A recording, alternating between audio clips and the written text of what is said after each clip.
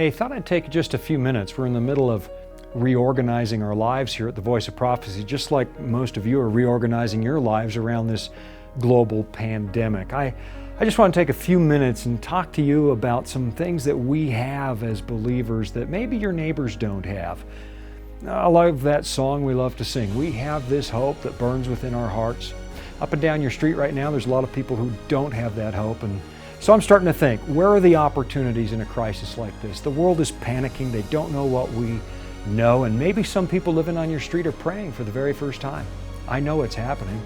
And what if this could be the moment where they finally see that God is real because you became the answer to their prayers? I know it's a concerning time, but you know the best way to deal with fear and anxiety is to live for other.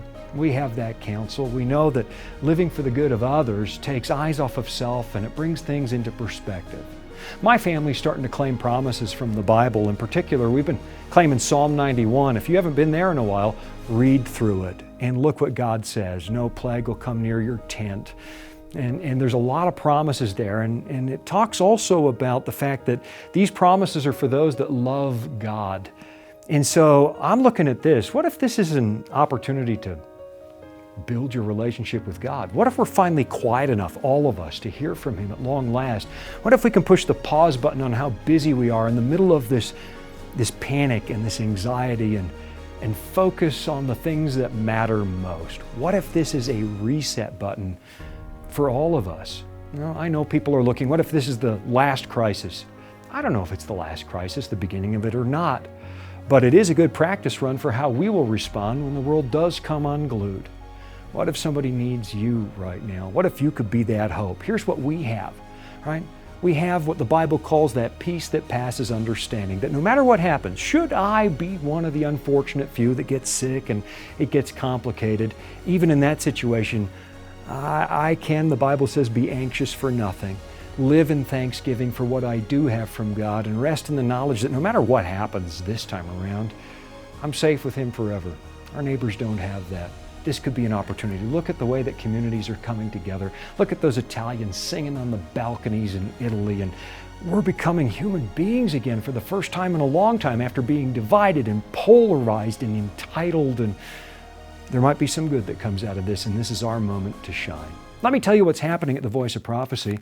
We've been working, as you know, for years on putting together a united effort across this country to preach the everlasting gospel.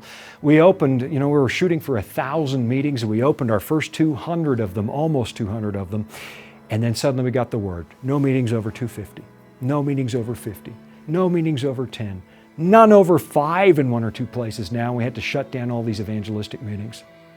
We've completely retooled. That's what we're doing in here. We're continuing the training and the prayer together every day as if there was no shutdown and evangelism was still going forward.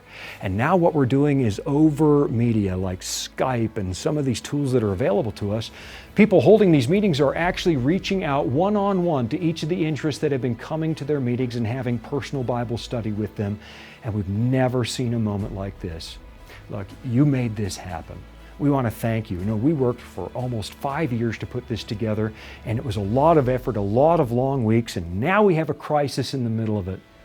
With every crisis, we still have a God, and there's an opportunity. And so this is going to come out, I suspect, better than we dreamed possible. We're waiting on God to see what happens. I want to make an appeal to you. I know right now everybody's concerned, and you do need to take care of your families, and that comes first. But if the Lord taps you on the shoulder and says, man, they got so far at the Voice of Prophecy, they got so much done and it was really working. Look, I've had administrators in the church tell me no conference or union has ever had so many people working together in evangelism in harmony before. We've never seen it work like this.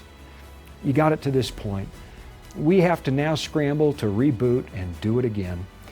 And I'm going to need your help with that. Thank you for what you've done. You made this all possible. You made it happen, and it's one of the greatest miracles in North American evangelism. And we're determined. This isn't the end. We're not going to quit. We don't give up, but I might need a little help. So once you've taken care of your family, maybe, think of the Voice of Prophecy too at this time. And we're hunkered down. We're living within the CDC's guidelines and so on, and we're going to make this work. To find out how you can join the Voice of Prophecy in continuing to bring hope to this nation, visit voiceofprophecy.com/give. That's voiceofprophecy.com/give.